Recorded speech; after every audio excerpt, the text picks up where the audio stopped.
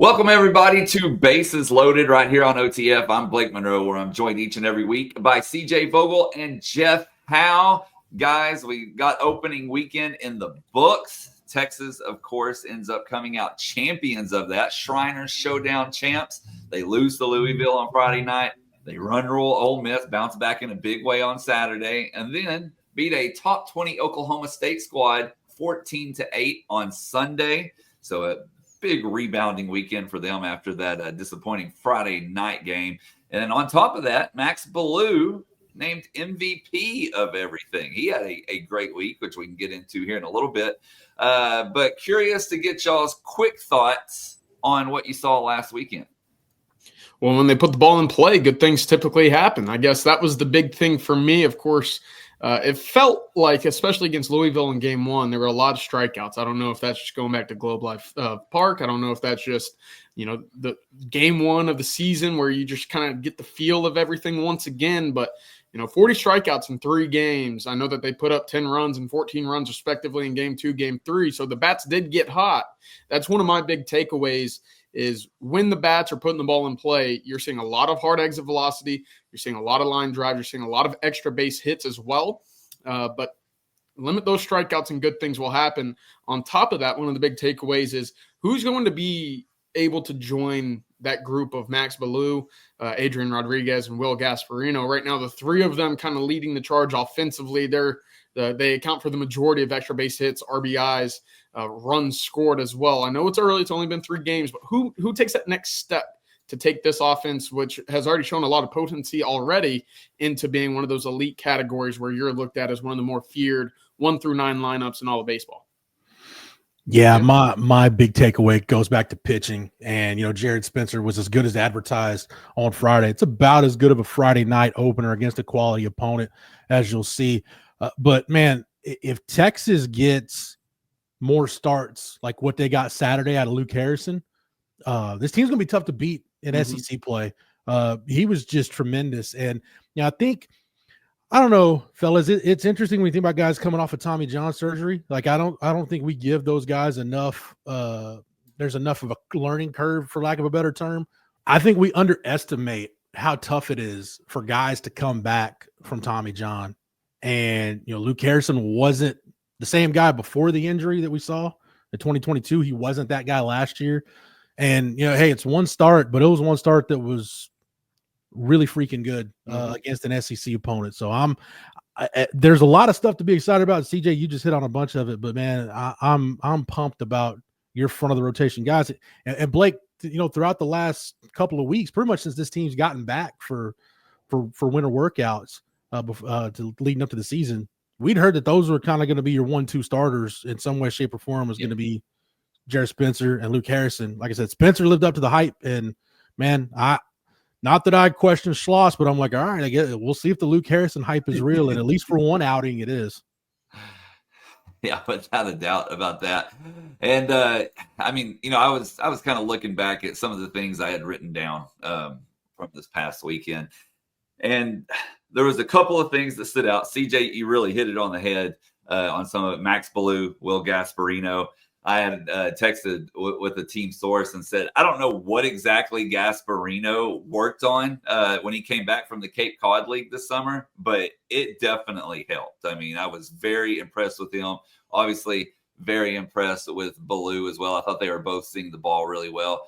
And another thing that really stood out to me, guys, and I mentioned it the last episode when we did this, is Adrian Rodriguez. I was curious how he was going to respond to adversity. What happens if things don't go the way that you think they're going to happen that very first outing? And that's exactly what happened. I mean, he had a rough Friday night, all things considered. He bounces back in a big way. I think that was huge, not only for him and his confidence, but for the team believing in him as well. So to me, those couple of things really stood out. And then, of course, Jared Spencer, man, I mean, what an outing. I was impressed with him, impressed with Harrison, like you said, Jeff. So all in all, 2-1, not a bad start. I really didn't think that first game would be the one if we were talking about 2-1 ahead of time. But I mean, I don't think you can argue with a lot of the results that we saw this past weekend. Yeah, and again, I guess going back to last week's episode of Bases Loaded, one of the big goals for me was when you have a lead in the 7th, 8th, or 9th inning, are you able to hold on to them? Well, when you're given 10 and 14 runs, more times than not, you're giving your pitching staff and back into the bullpen enough leeway, enough of a buffer to come in, and you can allow two or three runs and be okay. What's going to be interesting is whenever you're in those Friday night games where a run or two is going to be, hard to get. Do you have those guys in the back end of the bullpen that you can rely on once again? Look, we saw some good outings from bullpen guys already this past week. We're going to need to continue to see that in this non-conference slate. But again, making sure that you're able to shut the door and hold on to these, these runs in SEC ball games is going to be key for me. I'd like to see a continual growth over this next weekend as well. And then going into SEC slate, it's going to be really imperative to make sure that those leads are held on to and secured for victories. Yeah. Only thing I'll add from opening weekend is, again, back to the pitching staff. Ruger Riojas wasn't bad in the Louisville game. It just seemed like maybe he ran out of gas a little bit, and that's one of those deals. Hey, you'll throw him out there. You don't know how long he's going to be able to go, but Blake, kind of like we've been talking about, that gave you an idea of how they're going to use him. It's not necessarily, to get the last 3 outs of a game. It's, hey, it's the, bottom of the 6th, and, we've got runners in scoring position with 1 out, and we need you to come in here and, see if you can keep them off the scoreboard. So I like his role. I like how it sets up. And, Dre Duplantier was really good over the weekend. So there's some pieces in the bullpen to work with that Max Winter has to work with, which is good, because as we know, that hadn't necessarily been the case the last few years with Texas. For sure.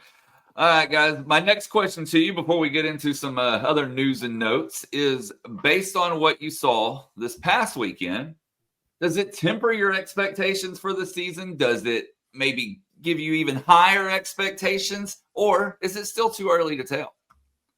I already booked my hotel room in Omaha, so I kid. It's too early to tell. But again, a place where this program historically hasn't played well, to take 2 or 3, one against an SEC opponent, and Oklahoma State, that was a really good rivalry in the Big 12, and like we talked about last week, I mean, Josh Holiday is going to put a quality product on the field. So I feel good. I feel good after opening weekend, but hey, these, you're right back in it next weekend going to Vegas with the slate you're going to play there. So too soon to tell, but cautiously optimistic, Blake. I'll say that. That's probably the best way to put it. There you go. CJ? Yeah, I'm very much in the same boat. Again, I liked what I saw from the starters to begin games, especially Friday, Saturday. Again, who kind of takes that Sunday role? Who also steps up at the plate outside of a Max Belyeu, Adrian Rodriguez, Will Gasparino? I mentioned that earlier, but there were some numbers I wanted to go over. That the trio right there, 67% of your RBIs, 93% of your extra base hits. They only had 25% of your strikeouts. They had 54% of your total hits, and 55% of your runs scored came from those 3. Of course, you're kind of expecting a guy like Max Belyeu and Will Gasparino to be a big part of that. Adrian Rodriguez, we've certainly been hyping him up since the beginning of the fall as well. But who takes that next step? We saw a really solid, baseline of hard hit balls from Ethan Mendoza, Rylan Galvan. I thought Tommy Farmer had some really impressive at-bats again. Still 50% K rate in 12 at-bats. So going to need to see that more consistently, but I do think this lineup is going to give pitchers fits throughout the entirety of this season. That's one of my big takeaways. And again, what I'm looking forward to in upcoming games is who takes that leap into that 3 that are going to be, really difficult to deal with no matter the situation.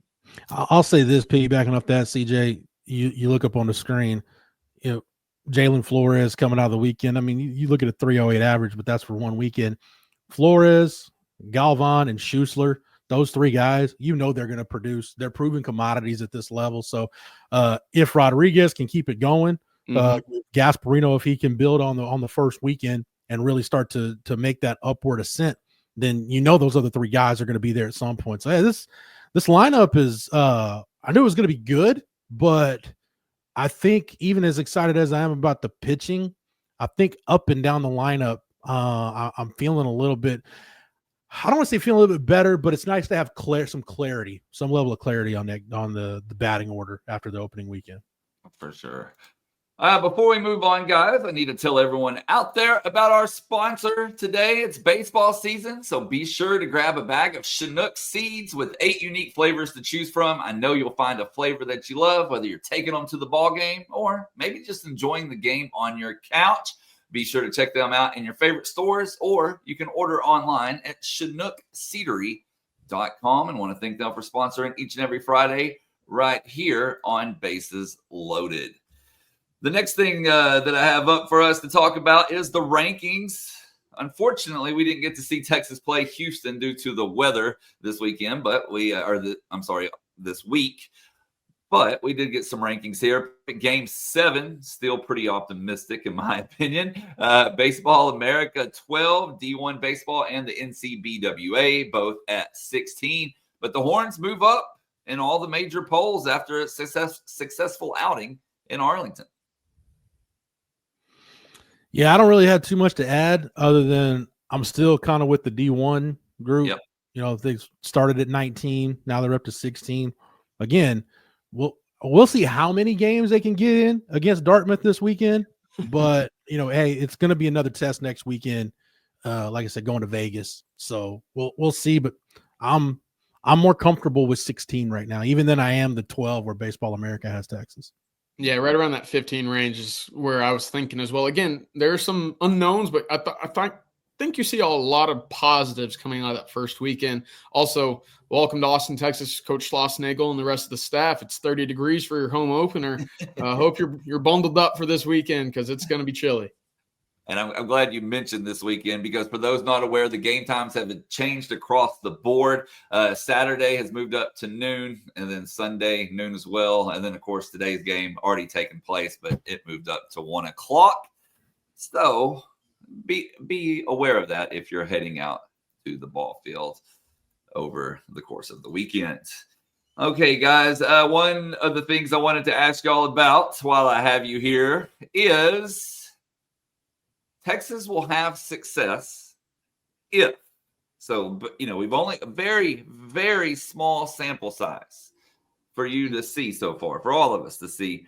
But what's something that maybe Texas needs to clean up or do, whatever it may be, in your opinion, for them to have a successful season? If Spencer and Harrison really are all year legitimate 1-2 guys at the top of the rotation. I'm not saying Texas has to have the SEC pitcher of the year, but if you can go out more Fridays and Saturdays than not feeling like you got a chance to win and get to Sunday with a chance to win a series, sweep a series, you'll have the kind of year that I think a lot of Longhorn fans will like. To me, it all starts with those 2 top of the rotation guys. Yeah, I like that. I was going to add, both of them had a whip under 1 in their opening outing. Luke Harrison actually had a .47 whip, which is astounding, really. I know it's just 1 start, but if you're able to get that level of production from their 1-2 guys to start weekends, that's going to win you a lot of series when you consider the bats that we just went through as well. The other thing, I call it kind of one of those special teams, if you will, to make the translation from football, but stolen bases, wild pitches, stuff along those lines. Texas had 3 wild pitches this weekend. They hit 6 batters. Got to clean that up. A lot of that coming from the back end of the rotation. They went 4 for 4 stealing bags on their side, and they threw out the only 2 trying to attempt stolen bases from opposing players as well. So I like that side of things. Of course, free outs on the base paths via, whether it be pickoffs or just caught stealings, those go a long way to get out of jams and prevent big innings. The one thing that is really encouraging as well, and I just mentioned big innings, so my mind went to it, but Texas several times this past weekend, 5, 6, 7 run innings. Bats explode. They catch fire really quickly, and that can essentially just put games completely out of reach. I was a big fan of that. Again, finding that consistency where you get in dogfights against other Friday or Saturday guys, are you able to pick up a 1 or a 2 per frame and move on to build to those big innings? That will be really interesting to see how they continue to improve. And I think my answer to that, and this goes along with what we've been talking about all day today, is figuring out the bullpen / relievers. If they can do that, even just a little iota, I think they'll be in great shape. We'll see what happens. It's still very early. Usually pitching seems to dominate earlier in the season, but that's not always the case. And I think the coaching staff knew going in that they were going to have to, play with some different pieces. I mean, it's really hard to tell when you're just pitching BP, in practice every day. But once they really got into game time, I think they knew that they're going to have to move some pieces around, see what happens, see how kids react. And obviously that's what they're doing. But if they can get that situation figured out, I would feel very, very good about how the season would go. Okay, moving on here. I wanted to bring this up because I haven't seen a lot of people talk about this. I did have a few people ask me, like on coffee and football and stuff. But Easton Winfield, guys, I mean, if you read a lot of these preseason publications, he was picked like as the guy that was going to make an instant impact. He started at left field on Friday. Saturday, he goes to DH and then was out of the lineup on Sunday. And then, of course, he DH'd in today's game against Dartmouth. But Tommy Farmer comes in and has taken over that left field position since Saturday. Did a little digging on that. I was told that it's basically Farmer has just been really, really impressive in every sense of the word, whether that's offense, defense, whatever it may be. He has just made it, cut out that role for himself. And going back to last year, some of the team sources that I spoke with were always very high on Farmer. So I guess it should come as no surprise. But at the same time, I'm a little surprised just because we heard a lot of hype about Winfield. I wanted to get y'all's take on that. For me, I go back to last year too, Blake, and some of the stuff I heard was, hey, he was a walk-on. They really didn't know a whole lot about him when he got to campus. And, right off the bat, it's like, hey, this guy might be our the fourth outfielder. And we didn't see a ton of him as a freshman. But it doesn't surprise me. It doesn't surprise me given when you heard stuff about his work ethic, just his natural feel for the game. Doesn't surprise me that he's picked up kind of where he left off with the previous staff with this staff. And, a year older, he's seen some things. He got his feet wet last year. Yeah, it doesn't completely surprise me. Look, I mean, Easton Winfield had a really good year last year in a really good league. The Sun Belt's a really good baseball league. So I have no doubt that he's going to hit. But, at the end of the day, if Tommy Farmer's earned the right to play, you got to play him somewhere. So I wouldn't be surprised if, between Easton Winfield, Tommy Farmer, Cole Chamberlain, those three guys right now seem to be kind of your DH platoon. And obviously with Farmer and Winfield as the third outfielder with Gasparino and Belyeu. Yeah, I think I might have been a little surprised at how quickly it happened. But again, having seen that bats that we saw from Farmer when he put the ball in play last week versus what happened with Winfield, I guess it makes sense. 4 out of the 7 at-bats for Winfield a week ago ended in strikeouts. He had the bases loaded, I believe, with nobody out, and he dribbled out to the mound on an advantageous count. So, again, it's all about situational hitting. Are you able to take advantage of that? That's going to play a long way into the SEC slate when those runs become even more difficult to attain. So, it makes sense. Again, I look at Winfield as that next guy off the bench. If this is a permanent move, again, he had 18 stolen bases a year ago, 10 home runs, so he can hit, he can run. Of course, left field is kind of where he made home at ULM. So, look, it's good to have depth. We've talked about it all the time in football. You have guys ready to roll if somebody goes down or if you need somebody off the bench. This is a guy that I think Texas has 2 really good pieces for, and I'm excited to see how Farmer, again, with that, I would say bigger bat, is able to fit in with what is expected to be a really talented lineup. For sure. And one other thing that I was asked about, I just want to put a note out there. Cade Bing will be your Sunday starter against Dartmouth. And a lot of people were wondering, if that would be the case with his outing. But from everyone I've talked to, he's looking good. They think he'll be fine. And they're going to throw him back out there on Sunday. Luke Harrison, of course, will be Saturday. And then Jared Spencer was your starter today. And, guys, I want to close with something not Texas-related, but something that Texas fans will probably enjoy, I think. It's very, very rare we'll cover another team right here on Bases Loaded, but we're going to do it today. And Sam Kahn, he says, this is a first in my years of covering college sports. Texas A&M's baseball media policy states that players won't be made available for interviews after losses. Then he goes on to say any reporters out there experience this elsewhere.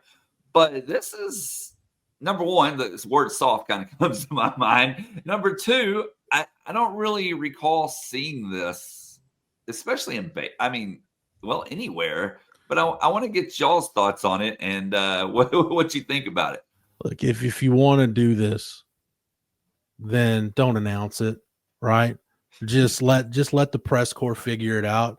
I know we're not the sharpest knives in the drawer, but we can figure it out. Yeah, hey, there's been plenty of times where after a loss, Texas hasn't brought players. It doesn't happen all the time. Hadn't happened all the time, but there's been times in the past where you'll get David Pierce or just Augie Garrido by themselves. But it's not something that's like planned ahead of time. You don't automatically know, okay, it's a loss, so you're not getting anybody. So just let the press corps figure it out. You don't have to announce it. And notice that it said after losses. Well, we know the Aggies don't lose. They just run out of innings. So maybe they're just planning on things being the status quo. But, yeah, it's silly. I don't get it. And, the jokes write themselves. Yeah, it is soft. And again, it's one of those things. Look, these guys in this current day and age of college sports, they're getting a good chunk of money to play some baseball. You get treated like a professional in your recruitment. You get treated like a professional whenever you're winning. You got to treat yourself like a professional when you're losing as well. And this is part of it. I'm not a fan. It also hurts the integrity of what we're trying to do, right? To tell the story of a game, to tell the story of a team. How do they cope? How do they manage difficult losses? Because then you learn different bits and aspects as the season progresses. And I think that's valuable to the fans, to ourselves that follow teams so religiously, essentially. It's unfortunate, but it's soft. Nothing more than that. Yeah, and that's my thing. Like, if you move on to the next level, and you get drafted by the Yankees or whoever it may be, they're not going to say, "Oh, we're not going to feed you to the wolves today because you lost the baseball game." So it just kind of took me by surprise. Obviously, it took a lot of people by surprise. That tweet has almost 500,000 views. So, and a ton of comments. So I just wanted to get y'all's take on it before we got out here today. If they hadn't said anything, we would be none the wiser. Like, why are you going to put out a policy that's just, yeah, it's the Aggies, it's low hanging fruit, but guess what? I'm going to take a bat and swing at that low hanging fruit because they did it to themselves. So yeah, I have no sympathy. All right, guys. Well, that's going to do it for today's episode of Bases Loaded right here on OTF. Thank you all for tuning in. We'll be back next Friday. So for CJ Vogel and Jeff Howe, I'm Blake Munroe, and we'll see you then.